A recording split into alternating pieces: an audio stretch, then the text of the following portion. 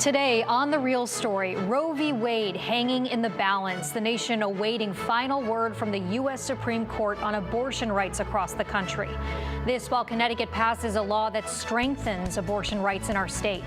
This morning, we talk with Connecticut's Attorney General about what this all means for Connecticut. William Tong is our first guest. And then the parties have spoken. Connecticut's Republican and Democratic conventions yielded their picks for November. The GOP endorsing former Republican leader in the House, Themis Klarides, for U.S. Senate. And there's a lot to ask her about Roe v. Wade, Ukraine. Where would she stand in a divided Congress? Themis Klarides joins us. It's all today on The Real Story.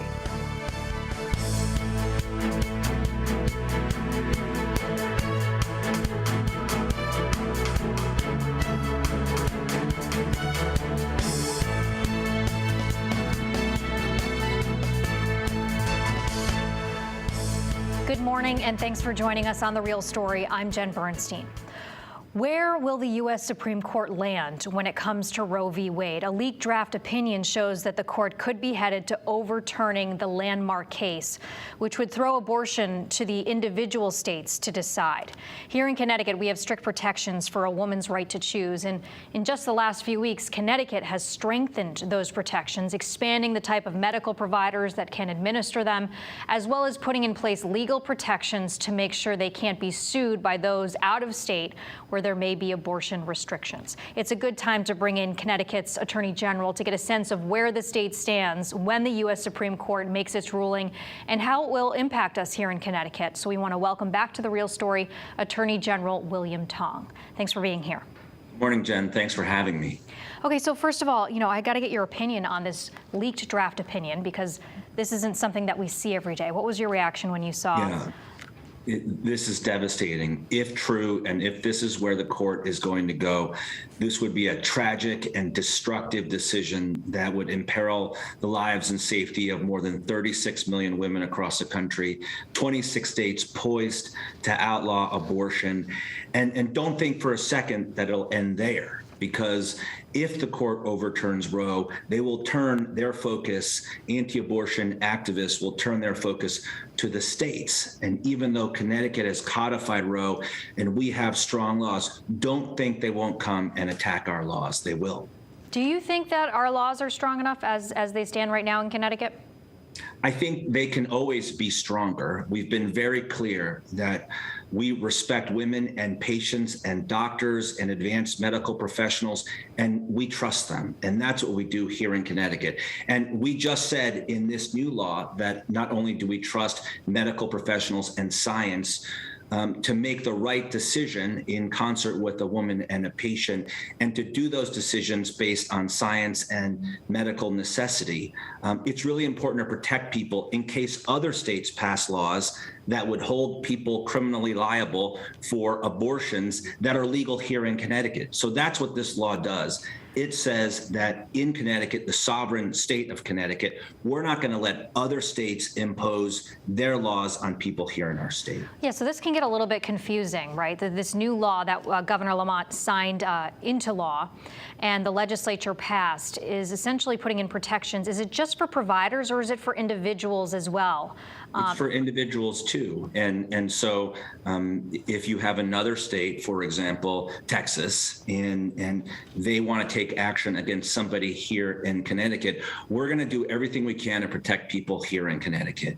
And this law limits the ability of the governor and the attorney general. I signed the extradition orders personally. We're going to limit the ability of the governor and the attorney general to extradite people to states like Texas or Missouri or elsewhere. And we're also going to give people the right to countersue.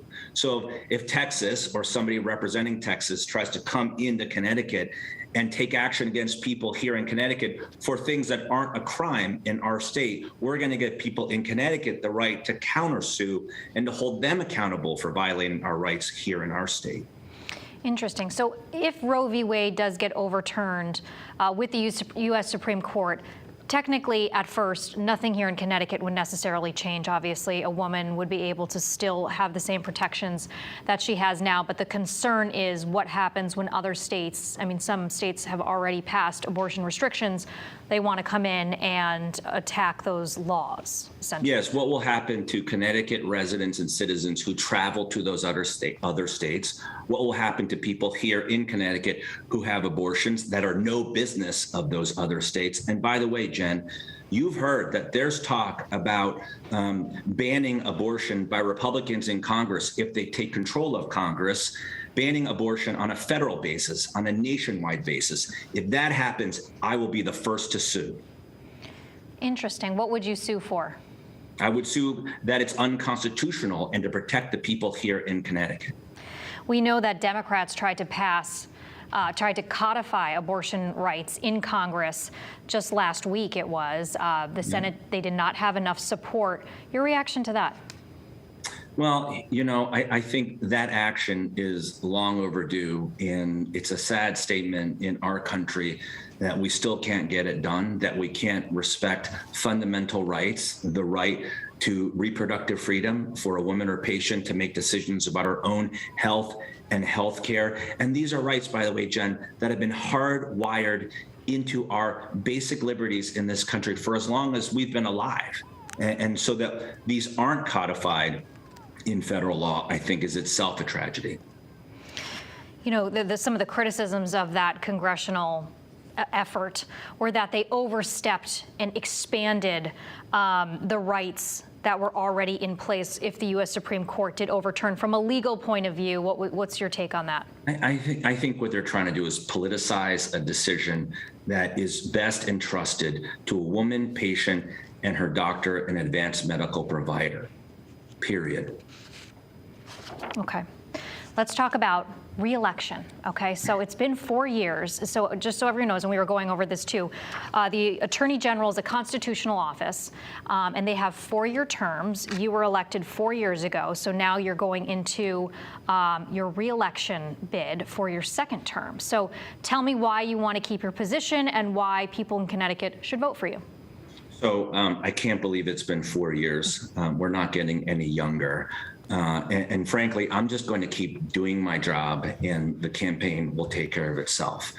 But Jen, what I've learned in the past 4 years is that the Attorney General can do a lot to protect people here in Connecticut and to improve their lives. So for example, you know, when we took on Eversource and United Illuminating, and we made Eversource pay more than $100 million for their failures in Tropical Storm Isaias, we put money back in the pockets of ratepayers and customers, and we got Eversource and United Illuminating to agree not to seek a rate increase for a couple of years. I think everybody knows that I'm taking on the generic drug industry in what is the largest antitrust case in this country. Connecticut is leading that case to try to drive down the price of prescription drugs. I'm often on your station talking about our work against scammers and robocallers. We busted the biggest robocall ring in this country. We've returned more than $1 million to people that lost money during COVID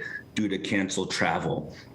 And finally, I think you know that I've been working extraordinarily hard on the opioid and addiction crisis. I led the fight against Purdue Pharma and the Sackler family. We're going to bring back more than $400 million to Connecticut, and over $30 billion in settlements that I've been a part of over the past 4 years in holding bad actors accountable for their role in the opioid and addiction crisis. It's an honor to do this work, and I hope to continue doing it. What is your goal for your next term? Is there something that you haven't touched on yet that you really want to get to?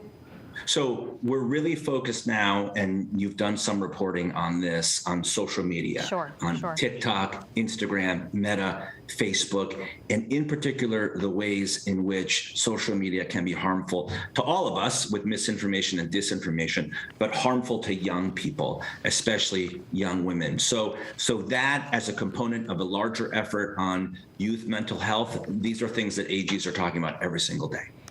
Attorney General William Tong, always good to catch up. Thank you so much for coming back on The Real Story and giving us your insight today. Hope to see you soon. Sounds good. All right, coming up on The Real Story, Republican Themis Claridis has the Connecticut GOP's backing. The former House Minority Leader hoping to unseat U.S. Senator Richard Blumenthal. Where does she stand on some of the big issues facing our nation and Connecticut? A one-on-one discussion with the candidate coming up.